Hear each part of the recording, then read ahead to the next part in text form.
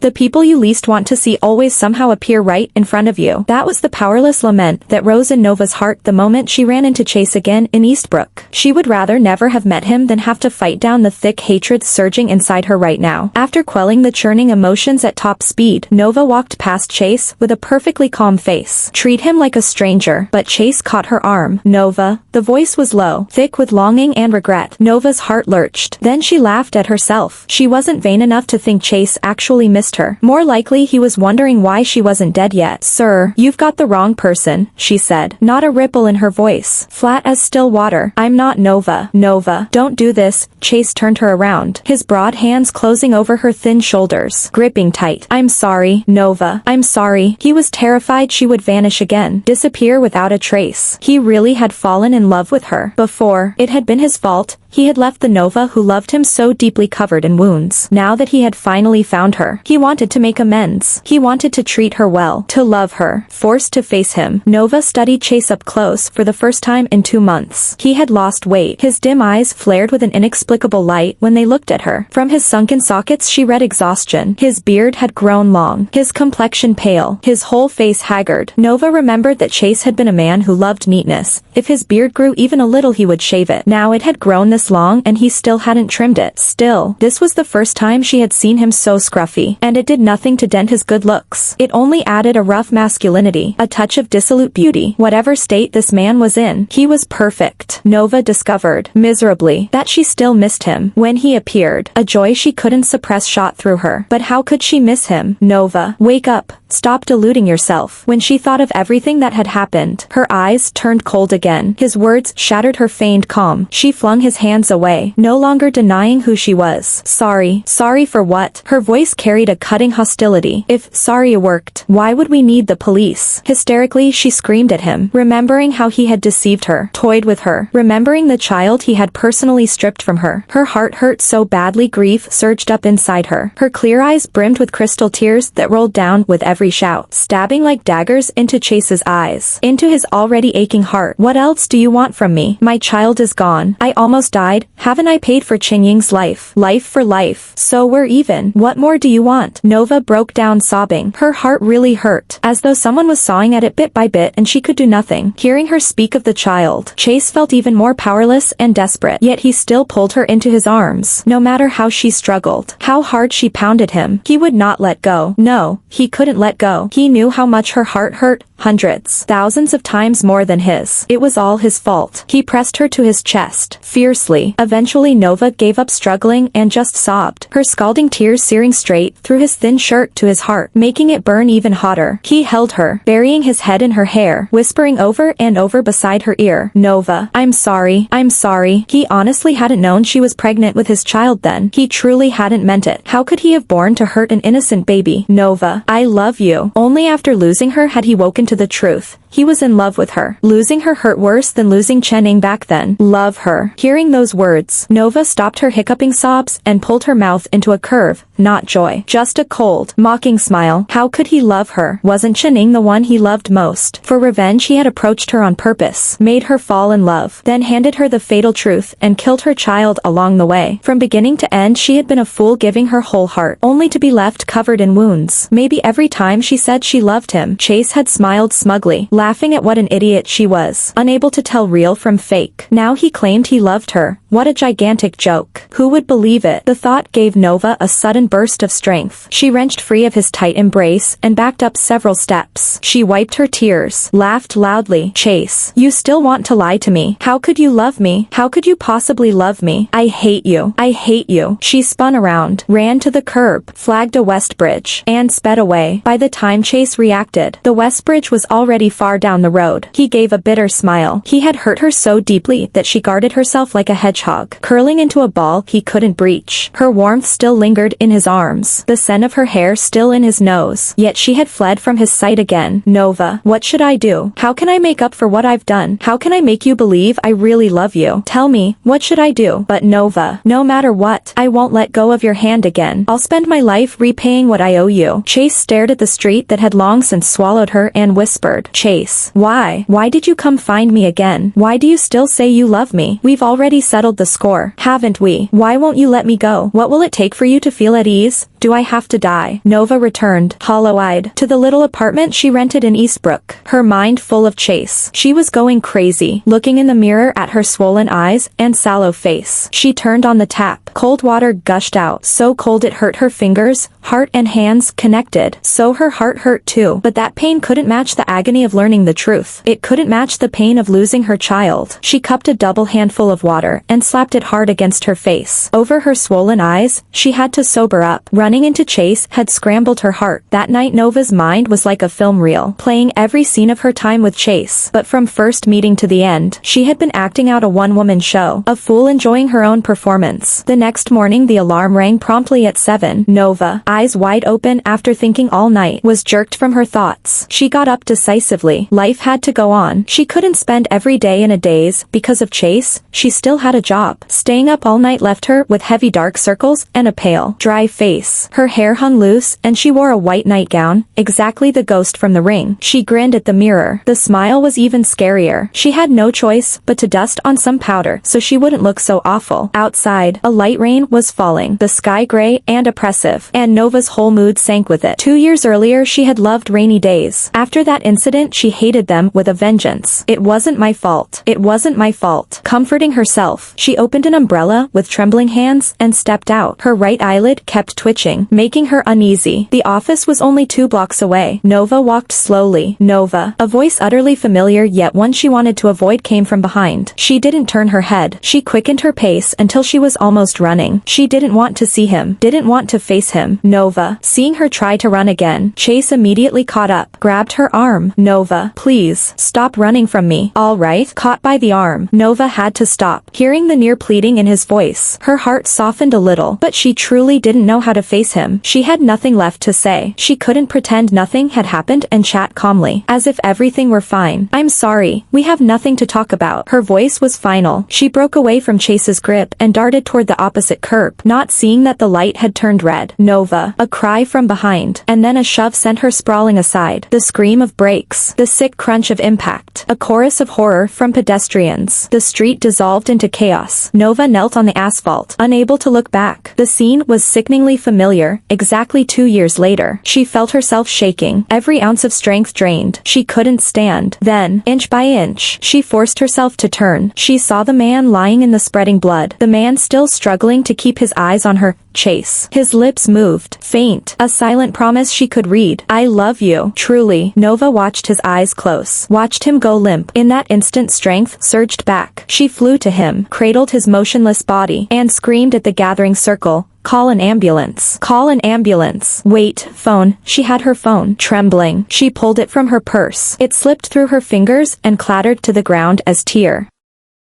streamed. A kind bystander knelt. Miss, medics are on their way. They're close. Nova said nothing. She rocked Chase, whispering over and over, don't die. Don't die. I won't let you die. Chase. I'll stop running. I forgive you. Just open your eyes. Okay, I believe it now. You love me. You really do. Please, don't die. Keep loving me. Please. The past is past. Let's start over. Just please wake up. Paramedics arrived in minutes. They lifted Chase onto a gurney and guided Nova, dazed, wordless, into the ambulance. Outside the operating theater she curled herself into the hard plastic chair, knees to chest, statue still, blank. 2 years earlier, she had waited on this same bench. The sky had been the same muted gray, drizzle drifting like quiet tears. On that day Nova had been behind the wheel, foot poised for the green. The instant it flashed she eased forward, then a figure bolted through the red. She slammed the brakes. The squeal of rubber, the skid, the impact she couldn't undo. The body flew, then slammed to the pavement. Heart hammering, mind white. Nova fumbled for her phone and dialed 911. Then ran. A pretty woman in a blue sundress, soaked in blood, lay unconscious. Nova's thoughts froze into one jagged sentence. I've hit someone. I've killed someone. She picked the woman's phone from the street and called the last number marked Mom. Later, the doctors emerged. The woman never woke. She remembered the white of their coats, the headshake, the quiet apology, we did everything we could. Nova's mind went blank. She had killed someone. When the woman's mother slapped her twice, she didn't even flinch. You murderer. I'll see you rot in prison. Nova never saw a jail cell. Traffic cams showed the pedestrian had run the light. right. Nova had entered the intersection legally. The blame fell elsewhere. Yet Nova never drove again. Exoneration on paper changed nothing in her heart. A woman was dead because her bumper had connected first. Therapy stretched a year and a half before she could breathe without guilt shadowing every inhale. That was how she learned the name Chen Ying. She would carry it for life. 12 hours later the OR lights dimmed. The door opened and Nova jolted to attention. Her hands and feet felt numb. Her greatest dread was hearing that single word, sorry. The surgeon's expression was grave. Surgery went well. He's stable. Relief flickered, then dimmed. Why was the voice flat? However, the doctor added, almost gentle, he's unlikely to wake. He's entered a vegetative state. Tears slid down Nova's cheeks, and then she smiled. It's fine. As long as he's alive. Chase. It's fine. Just breathe. Stay with me and I'll care for you forever. Miracles happen. Right. People wake up. Chase. Let's make one together. Chase. Do you remember our first meeting? She whispered, stroking his unresponsive hand 6 months later. The classic hero save damsel cliché. But it worked. I fell for you at once. Half a year earlier. In Westbridge. They met. Late night. Walking home past a black alley. Nova was mugged. She screamed and fought until Chase appeared, flooring the thug with one punch. In the scuffle the thief slashed Chase's arm and fled. Thank you. Are you hurt? Gratitude and panic tangled in her voice. Nothing serious, he said, brushing off a shallow gash that oozed crimson. Nova caught the metallic tang of blood. You're bleeding. Barely a scratch. His indifference annoyed her. Absolutely not. You're going to the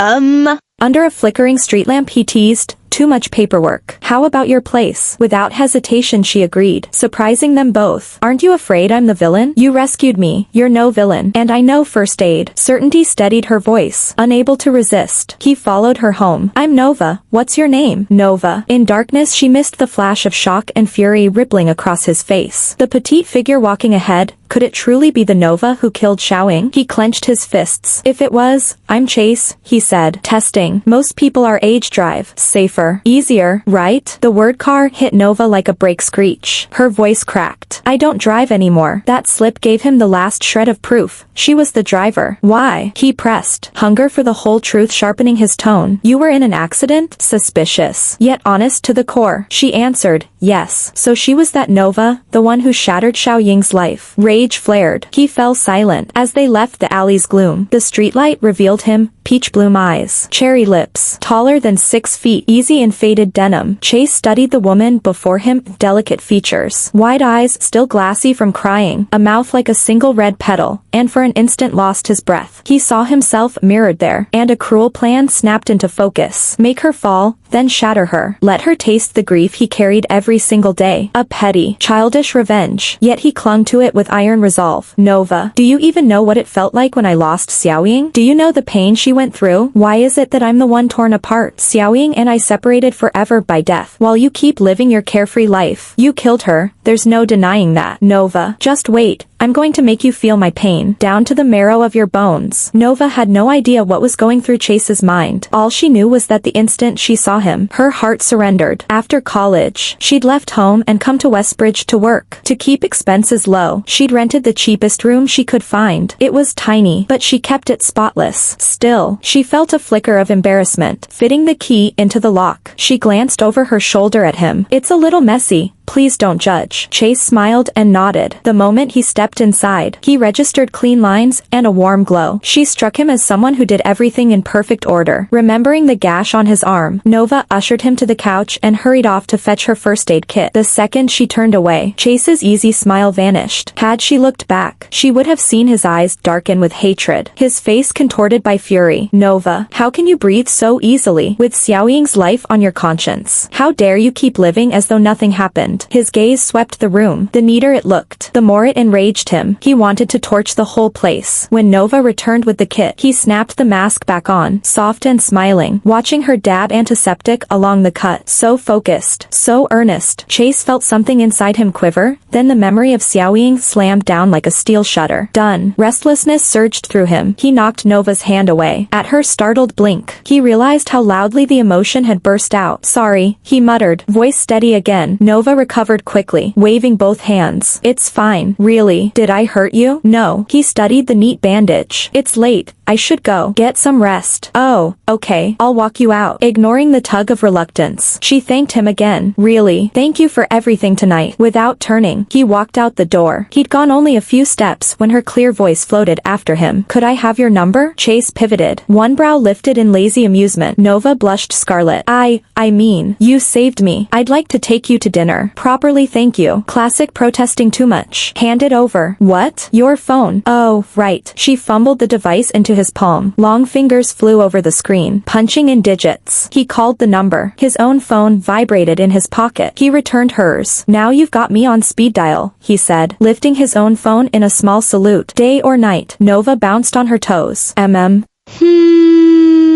See you around. Then, he waved once and walked off. She clutched the phone, staring after his straight back until he disappeared round the corner. She never noticed the cold, mocking curve of his smile once he turned away. The bait was out. All that remained was to reel the fish in. Next morning Nova couldn't sit still. A man who had simply saved her already owned her heart. Love was absurdly simple. For 25 dormant years it had waited. Now it thundered for Chase. She tapped the number, counting every dull ring like blows on a drum. Her heart pounded in sync. At last a mechanical female voice answered. The number you have dialed is not available. Please try again later. She hung up, cheeks deflating with disappointment. Minutes later her phone rang. Chase. She answered on the first chirp. Hi. Joy quivered in the single word. His rich voice poured through. Nova. Sorry, left my phone in the other room. It's okay. She rushed. I was afraid I'd bothered you at work. So what's up? I told you, I owe you dinner. To thank you properly. Terrified he would refuse, she added, say yes, or I'll feel awful. A pause stretched until she thought her heart would vault out of her throat. Then, all right, she exhaled. Giddy. Dinner was only an excuse. She simply needed to see him. They fixed a place. Ended the call. Nova wore a wide, silly smile the rest of the afternoon. On his end, Chase's face was stone. Nova, you know how to feel awful, do you? A woman dresses for the one she hopes to impress. Nova finally understood. Every garment she owned was yanked from the closet. Tried, tossed, tried again. For the first time she studied her own reflection, for Chase. An hour and a half later she settled on a pale yellow sundress. Pink pumps, hair loose over her shoulders. A last hopeful glance in the mirror. Please let him like what he sees. She spotted him the instant she stepped into Beacon Steakhouse. Black suit, window table, city lights haloing his shoulders. Every female head swiveled when he breathed. Sorry, I'm late. Apology sparkled in her eyes. He looked up.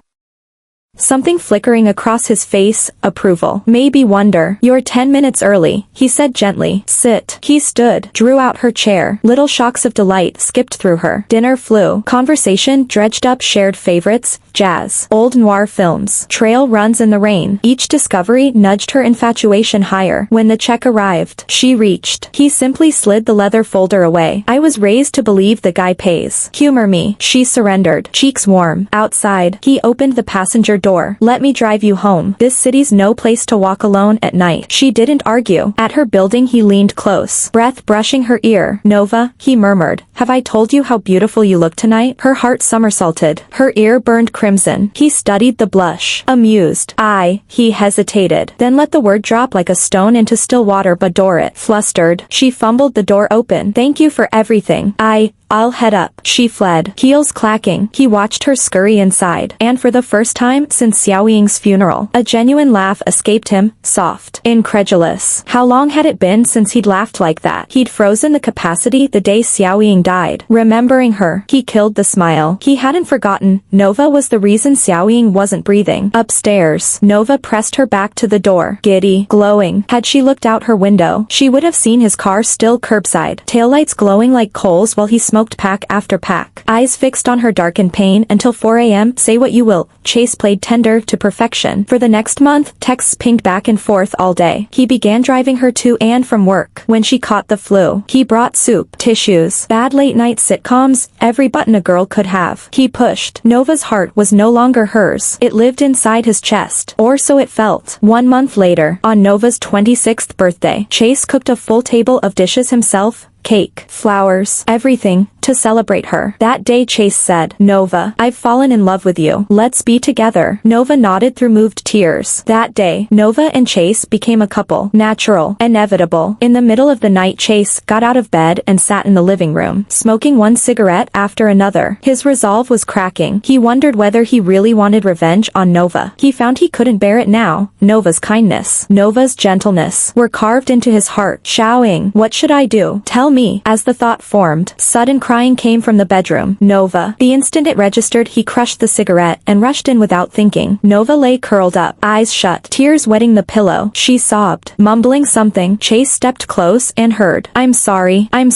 I killed someone. I didn't know you'd run out. Sorry. So sorry. Blood. So much blood. Nova wasn't sleeping peacefully. She wasn't living with the clear conscience Chase had imagined. Every night she relived the crash. Realizing this, Chase looked at her, emotions tangled. He sat on the bed and listened to her murmurs the whole night. The burden she carried far outweighed his. Chase no longer knew what to do. The original plan, he discovered he couldn't go through with it. Now he could only take it one day at a time. But the calm was doomed to shatter. 4 months later came Chen Ying's death anniversary. The sky was gray, drizzling. Nova was happy. Even the rain couldn't dull her joy. The baby growing inside her had eclipsed the pain of the accident. She was pregnant with Chase's child. Nova bought bags of groceries at the supermarket, planning to cook before he came home so she could tell him the good news. That evening she prepared a feast in Chase's apartment and waited in the living room for him. She waited until every dish went cold, then fell asleep. The smell of strong liquor jerked her awake. She opened her eyes to find Chase glaring down at her with a viciousness she'd never seen, and her heart shook. He was drunk. It was Chen Ying's death anniversary, and he had drunk himself senseless. Chase. What's wrong? Nova asked carefully. This version of him frightened her. Nova. Chase hiccuped. Tone savage. What's? Nova stepped back, afraid he might devour her. Chen Ying. Nova's eyes widened in horror as the name surfaced. The woman she had hit and killed, her voice trembling. Chen Ying. Alcohol addled Chase's mind. He recalled only that Chen Ying had died by Nova's hand. He backhanded her across the face twice. You dare speak her name? The blows rang in Nova's ears, but she ignored them, a sick suspicion forming. How do you know Chen Ying? She was my girlfriend. I loved her. We were going to marry. And you killed her. Everything spilled out in his drunkenness. Nova stood. His words struck like lightning. She could barely speak. You stayed with me. Why? For revenge? Drunk and reckless. Chase smirked and answered without hesitation, of course. Watching Nova's face drain of color gave him a fleeting thrill, ignoring the sudden stab in his chest. He pressed on. Think I'd love a murderer. I love Chen Ying. How could I ever love you? Nova wept rivers. It felt as though knives shredded her heart until she couldn't breathe. Unsteady, she stepped forward to grab his hand. She had to know. Had he truly never loved her? Even a little. Chase shoved her away. Drunk strength sent her crashing to the floor. Her abdomen slammed into the table corner. Pain flared in her belly. Watching him stagger toward the bedroom, she gasped. Chase, the baby, save the baby. He heard nothing, lurched inside, and slammed the door. Sleep took him instantly. He slept too deeply and missed everything, an omission he would rue for the rest of his life. Nova despaired. She hadn't imagined he could be so heartless. Warm liquid poured from her, more and more, her face growing paler. She refused to give up the child. Even the slimmest hope had to be tried. Her phone was in the living room, dragging her aching body. She crawled inch by inch, a trail of blood painting the floor, forming a crimson path that ended where she reached the telephone. She knocked the receiver down and, with the last of her strength, dialed 911 before passing out. When the paramedics arrived, Chase remained unconscious behind a locked door. He didn't stir as they carried Nova away. Chase lost the child and the chance to save Nova, a failure for which he would pay with lifelong remorse. The next morning, sober, he pressed his throbbing temples. A wave of dread brought the previous night flooding back. Fully awake now, he recalled every frame, how he had told her everything, some of it untrue. He remembered slapping her, remembered hurling her to the floor. Bastard. He struck his own face. Nova, where was she? He flung the door open and froze. Dried yet still vivid blood. A long streak from the sofa to the living room, phone lying on the floor. How could there be so much blood? Nova, what had happened? He remembered shoving her, remembered her clutching her abdomen, the child, their child. Chase trembled, strength evaporating. He had hurt Nova, had killed his own baby. No.